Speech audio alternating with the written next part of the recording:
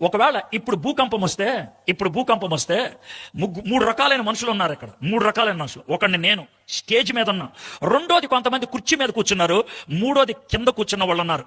అతి పెద్ద దెబ్బ ఎవడో తెలుసా? నాకు. ఎందుకో తెలుసా? పైన ఉన్నా. నెక్స్ట్ ఎవరో తెలుసా? కుర్చీ మీద ఉన్న వాళ్ళకి. అతి తక్కువ దెబ్బ ఎవరో తెలుసా? కింద కూర్చున్న వాళ్ళకి. నేను ఎందుకు ఈ ఉదాహరణ చెప్పాను తెలుసా? ఆత్మీయంగా ఎదిగే కొద్దీ జాగ్రత్తగా లేకపోతే పడితే మొహం పగులుద్దే. నువ్వు అనుకున్నామో నేను ఆత్మీయంగా చాలా పైకి వెళ్ళిపోయాను, నాకేమవుదని. పైకి వెళ్ళావు కాబట్టి నువ్వు పడితే నీకు తగిలే దెబ్బ పెద్దదే. అందుకే గుర్తుపెట్టుకోండి, స్పీడ్ పెరిగినా హైట్ పెరిగినా భద్రతలు ఉండాలి. ఏరోప్లేన్ హైట్ పెరుగుద్ది, అందుకే బెల్ట్ వేసుకోమంటాడు. మోటార్ సైకిల్ స్పీడ్ పెరుగుద్ది, అందుకే హెల్మెట్ వేసుకోమంటారు. ఆత్మీయతలో ఎదిగితే, ఆత్మీయలో పైకి వస్తే మనకి భద్రతలు లేకపోతే తగిలే దెబ్బ చాలా భయంకరంగా ఉంటుంది.